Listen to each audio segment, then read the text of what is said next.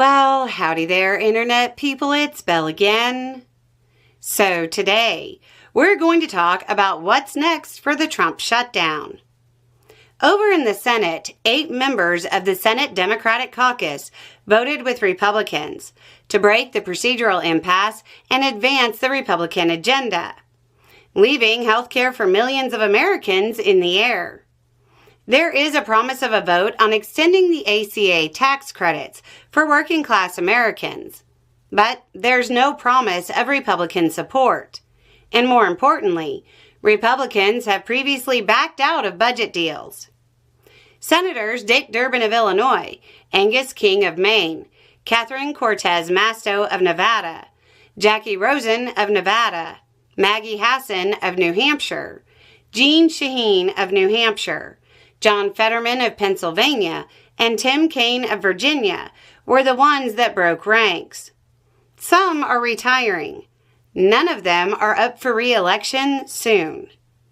So, what happens from here? Procedurally, it bounces through the normal route. There are little delay tactics that can be used in the Senate, but it'll be a token. It has to go through the House, which might need pressure from Trump, because there are some Republicans who understand exactly how bad this is going to be for them. So, where does the health care for normal Americans using the ACA tax credits stand? Recently, we answered a question from a Republican who rightfully didn't understand his party's fascination with hurting the working class, and we laid out the options. No.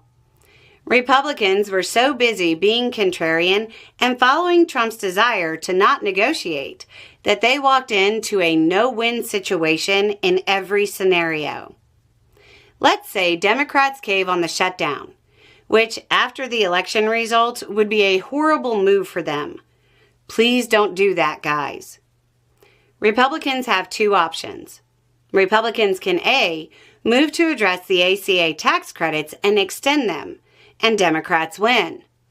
They get to say, Republicans shut down the government, hurt American families and the economy, and then extended the tax credits anyway because they knew we were right. They hurt you for no reason.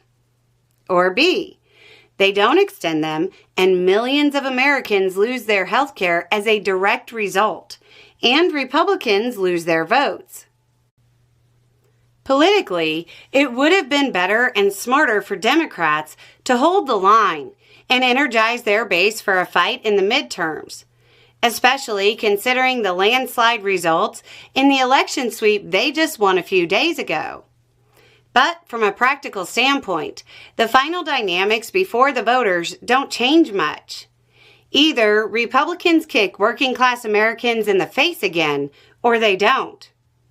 If Republicans cave on the ACA credits, Democrats can still claim credit for the win, though without as much fanfare as they would have had if they had done it in the shutdown. If Republicans don't cave, they risk losing support among another critical demographic of their base. Another issue for Republicans is Trump wanting to meddle with the ACA. Congressional Republicans might want to extend the tax credits for political reasons, but Trump has indicated his desire to fix a program that he seems to know so little about. He posted a reference to a satirical Dunning-Kruger article, saying Obama was getting royalties from it. If he starts to meddle, he'll likely create infighting in the Republican Party that might prevent movement, which is bad for working-class Americans and bad for the Republican Party. The shutdown fight is drawing to a close, but the shutdown fight was part of a campaign over the ACA tax credits. That's still far from over and will likely go on for a while. Anyway, it's just a thought. Y'all have a good day.